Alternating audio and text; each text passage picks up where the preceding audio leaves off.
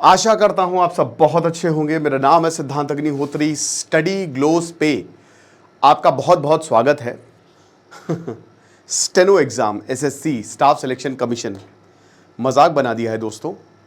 मुझे लगता है कि एसएससी को थोड़ी तो शर्म करनी चाहिए।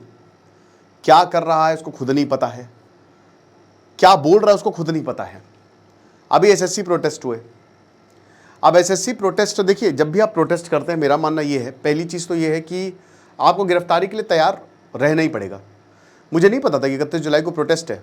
जब पहुंचे तब मुझे पता चला और काफ़ी न्यूज़ में ये बात भी फैल गई। और उसके बाद आपको ये होगा ही, ये अगर आप प्रोटेस्ट करने जा रहे हैं चुपचाप गिरफ्तारियां दीजिए। जैसे गांधी जी कहते थे ना, जेल भरो आंदोलन। हम तो आए हैं, जेल में डाल दो।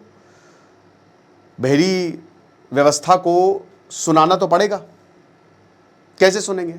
दूसरा पॉइंट ये है कि यूनिटी रहनी चाहिए, बहुत ज़्यादा ज़रूरी है कि हर कोई इसमें यूनाइट रहे। It is very very important. अब क्या है कि जो ये प्रोटेस्ट हुए इससे सरकार तक बात पहुंची। अब जो वेंडोर है एडिक्विटी, उसको लेकर बहुत ही ज़्यादा बवाल चल रहा है। ये कहा गया, जब मैं देख रहा था न्यूज़ तो उसमें ये था कि जो टीचर्स वहाँ पे गए उनकी बातें मानी गई और उन्होंने एडिक्विटी को चेंज कराने के लिए जब बोला, टीसीएस की पैरवी की, तो बोला कि आप उसके स्पोक्स पर्सन नहीं हो। ये बातें हुई हैं। अब देखिए, सबसे इंपॉर्टेंट पॉइंट क्या है कि मैं आपको बताऊंगा कि क्या होना चाहिए। ये प्रॉब्लम हमेशा रहेगी। इस तरीके के एग्ज़ाम होने चाहिए भाई। जब मैं 10 साल पहले देता था तो ऐसे ही एग्ज़ाम होते थे। ऑफलाइन करा दो ना, सबसे बेस्ट है, उससे बढ़िया कुछ नहीं है यार। क्या प्रॉब्लम है? स्टेनो का कल एग्जाम हुआ, सीजीएल में भी यही प्रॉब्लम आएगी, लिख के रख लीजिए आप।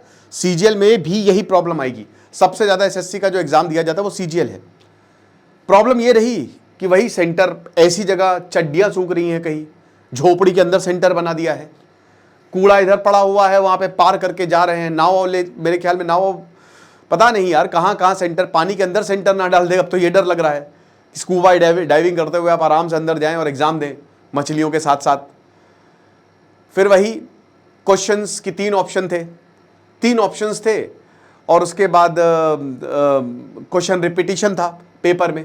क्वेश्चन रिपीट हुआ, सर्वर नहीं चल रहा था, माउस नहीं काम कर रहा था, पेपर पेन, ये सब होगा ही होगा भाई।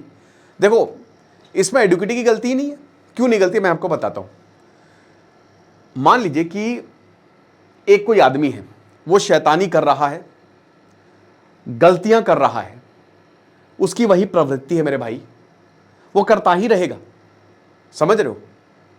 राक्षस जो थे वो मार काट बचाते रहते क्योंकि उनकी वो प्रवृत्ति है। अरे हमको देखना है ना कि हम उनको अपने उसमें ना शामिल करें। समझ रहे हैं आप? तो भाई इसमें किसी की गलती नहीं है। गलती किसकी है? एसएससी की। और उससे बड़ी गलती है सरकार की। मैं आपको इसका भी एग्जांपल देता हूं। साल दर साल एजुकेशन में ना फंडिंग कम होती जा रही है। फ्रीबीज चलाते जाओ, लाडली बहन योजना, भैया योजना, माता योजना, फ्रीबीज बांटते जाओ, लोन माफ करते जाओ, सारा कर्ज, सब कुछ वोट बैंक है। तो एजुकेशन के लिए पैसा नहीं है, फंडिंग के लिए पैसा नहीं है। जब तक एजुकेशन में आप एप्रोप्रिएट फंडिंग नहीं करेंगे, आप जबरदस्त पैसा नहीं देंगे, ये होगा ही होगा। एसएससी क्या करे उसमें? भाई आपके पास पैसे कम हैं, अब आपके पास पैसे कम है, आपको उसी पैसे में एग्जाम करवाना है, तो आपने क्या किया? ठेका किसको दे दिया? आपने ऐसी कंपनीज को, बहुत सारी कंपनी है ना। मैं जब रिसर्च कर रहा था तो मैं देख रहा था अलग अलग कंपनीज हैं, ठीक है। हर कंपनी को देखिए आप, पेपर बनाने के लिए अलग कंपनी है, सर्वर मैनेज के लिए अलग कंपनी है। खैर वो तो सरकार ही कर रही है सर्वर मैनेज, और यहाँ पे जो सेंटर्स के लिए अलग कंपनी है। तो बहुत सारे ढेरों कंपनीज इसमें इन्वॉल्व है। लेकिन मेन क्या है? पैसा। आप पैसा दीजिए, 250 करोड़ नहीं, आप 1000-1500 करोड़ दीजिए, वर्ल्ड क्लास एग्जाम होगा एसी सेंटर्स के बीच में। मेरा कहने का मतलब यह है कि जब तक सरकार पैसे नहीं देगी तब तक ये गलतियां आगे भी होंगी। अभी तो शुरुआत है, ये होती रहेंगी। जितना प्रोटेस्ट कर लो, जितना चिल्ला लो, चीख लो, कितने भी आप कुछ भी उनसे बात कर लो, लेकिन जब तक सरकार फंडिंग नहीं बढ़ाएगी एजुकेशन, ये तो एक है ना। आप नीट देख लो, आप कोई भी एग्जाम उठा के देख लो, एक्सेप्ट फॉर यूपीएससी और बैंक एग्जाम बहुत बढ़िया होते हैं। आईबीपीएस, एसबीआई, टीसीएस बहुत बढ़िया तरीके से कंडक्ट करवाती है, ठीक है ना। और उसमें अलग अलग बैंक, उनके पास पैसा है तो भाई वो दे देते हैं, कर लेते हैं मैनेज, बढ़िया है।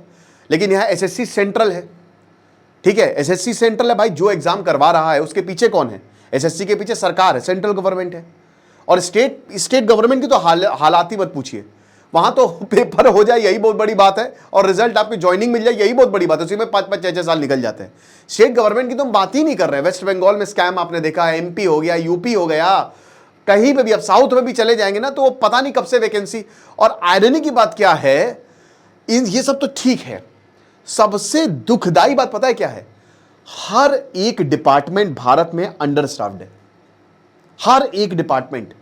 ना पुलिस में भर्तियां आती है, ना रेलवे में भर्तियां आती है, एक एक आदमी जो है वो 10-10 लोगों का काम कर रहा है, अंडर स्टाफ, बिल्कुल कमी नहीं है। आप कल ही रिक्रूटमेंट निकालिए, लाखों भर्तियां आ जाएंगी सटासट। लेकिन सरकार कहती है कि पैसे देने पड़ेंगे भैया, हम पे भार आ जाएगा, फालतू चीजों के लिए पैसे हैं। तो मेरा कहने का मतलब यह है कि सरकार को ये समझना चाहिए। सरकार को अगर वोट बैंक, उनको वोट चाहिए, तो मैं तो बोलता हूं बीजेपी रिक्रूटमेंट निकाल दे, इतने वोट मिलेंगे, इतने वोट मिलेंगे, वही आएगी चुन के। बच्चों के हितों की बात करो यार, उनकी हितों की कौन बात करता है? कोई नहीं बात करता है, ठीक है। जैसे जैसे उम्र छोटी होती जाती है उनके हित किनारे होते जाते हैं। स्कूलों की हालत देखिए आप, स्कूलों पे लगाइए ना टैक्स। कब तक चैरिटेबल इंस्टीट्यूशन दिखा के, ट्रस्ट दिखा के लोग बचते रहेंगे? क्योंकि उसमें पॉलिटिक्स इन्वॉल्व है। मीडिया में आज आप देख लीजिए कि जितने भी मीडिया हाउसेज हैं, मीडिया पे सवाल उठाना बहुत आसान है, लेकिन मीडिया हाउसेज प्रॉफिटेबल नहीं रहेंगे, नहीं रहते हैं। वो हर एक पॉलिटिशियन का ही होता है मीडिया हाउस, आप देख लीजिए। तो आपको पैसे देने पड़ेंगे, आपको फंडिंग करनी पड़ेगी, और जब तक नहीं हो रही है तब तक आप एग्जाम को पोस्टपोन करिए भाई। सीजीएल को, एसएससी स्टेनो को, इन सबको पोस्ट कैंसिल करिए, दोबारा बच्चे दे देंगे, कोई बात नहीं है, आप एग्जाम कैंसिल कर दीजिए। कम से कम ये चीजें तो नहीं देखने को मिलेंगी। सीजीएल होने वाला भाई 13 अगस्त को, आप पोस्टपोन 2 महीने बाद कर दीजिए, कोई बात नहीं, इतना सहाय, इतना वेट क्या और कर लेंगे 2 महीने, क्या प्रॉब्लम है? लेकिन एग्जाम तो सही से हो। जब तक ये व्यवस्था सॉल्व नहीं होती, और नहीं होंगे, अब एडमिट कार्ड क्या, तो क्या भाई एक दिन पहले एडमिट कार्ड रिलीज करने का क्या मतलब है इसका, 2 महीने बाद रिलीज करने का? इतना आसान है। एग्जाम के दिन ऐसी भीड़ होती है बसों में, ठीक है, बस में ही जाएंगे ना, 90% बस में जाते हैं, एकदम एक्सपीरियंस खराब हो जाता है, ट्रेन रिजर्वेशन नहीं मिलता, आप जनरल में जाएंगे, और आपको पता है जनरल डिब्बों के हालात क्या हैं। स्पेशल ट्रेन चलवाइए या तो बहुत सारी, जो टाइम से चले, टाइम से पहुंचा दे, वो भी नहीं होगा। सेंटर्स आप टेक्निकली आपको 5 किलोमीटर के अंदर मिल जाने चाहिए, और इसमें कोई रॉकेट साइंस नहीं है यार, बहुत आसान काम है, सिंपल सा काम है। लेकिन क्या करें, आलस, पैसा नहीं, इसमें तो खैर सेंटर डालने में क्या प्रॉब्लम है यार, बहुत सारे स्कूल होते हैं। आप देखिए ना, आप बैंक के एग्जाम्स को देखिए।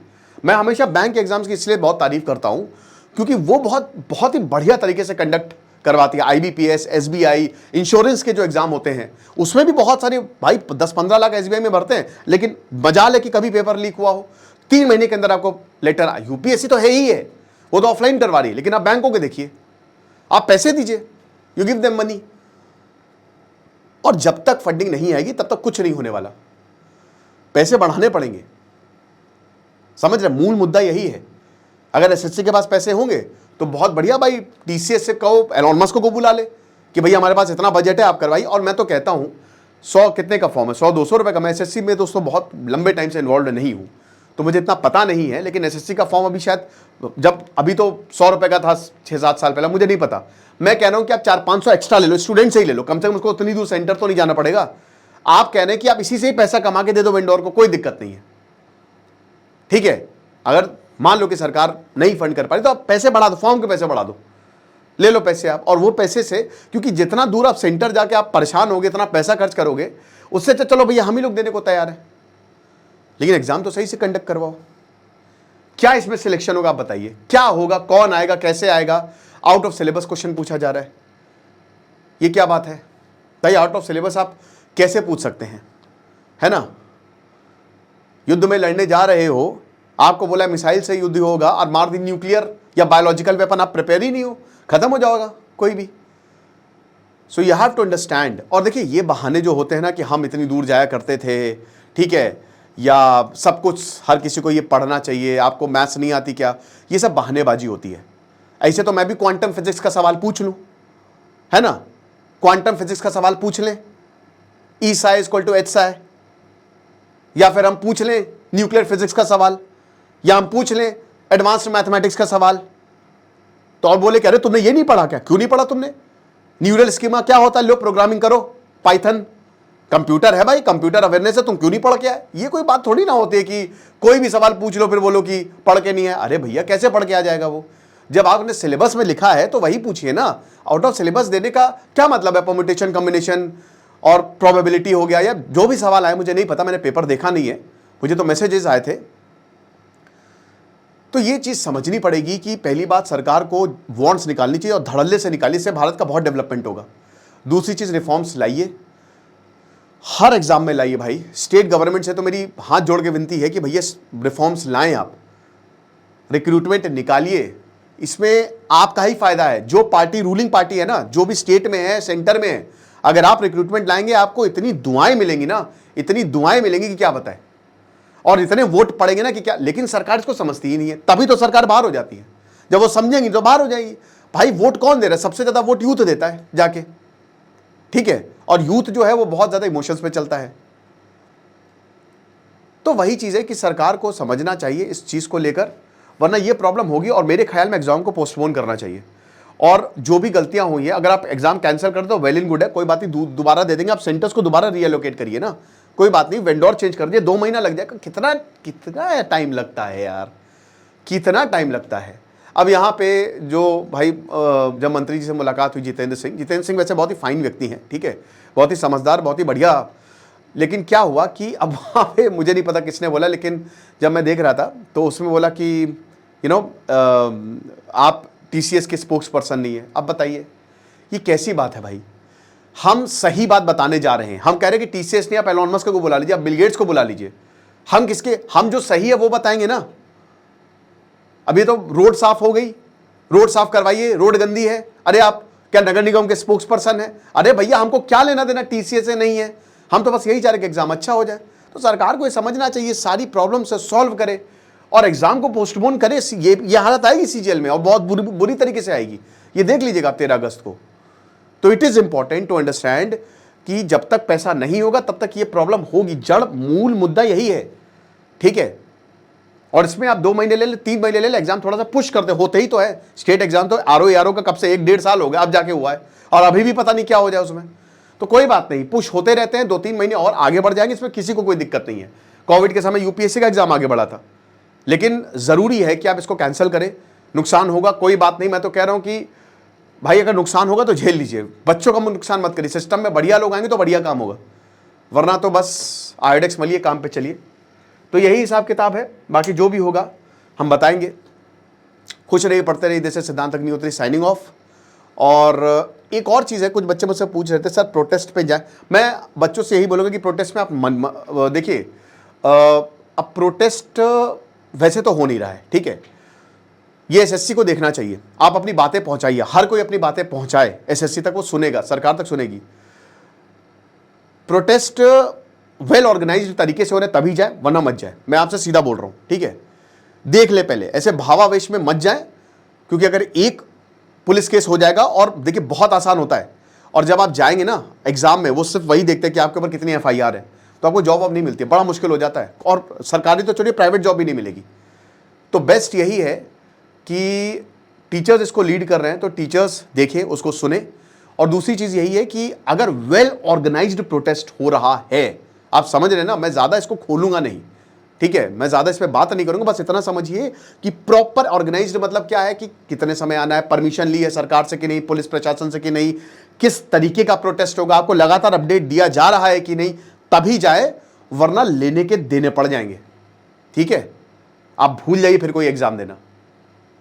तो वही, खुश रहिए, पढ़ते रहिए। दिस इज सिद्धांत अग्निहोत्री साइनिंग ऑफ। और हम आवाज उठाते रहेंगे, आपको जहां लगता है कि जहां पे भी प्रॉब्लम है, आप मुझे इंस्टा पे पर्सनल मैसेज कर सकते हो, जो भी एग्जाम की बात है। हिमाचल प्रदेश में दोस्तों पिछले साल मुझे याद है कि बच्चों ने किया, तो मैंने आवाज उठाई, तो 2 दिन बाद नोटिफिकेशन आ गई थी। तो कोई दिक्कत नहीं है, हम लोग आपके साथ खड़े हैं, ठीक है, बस हम लोग थोड़ी समझदारी वाली बात करते हैं। Thank you so much.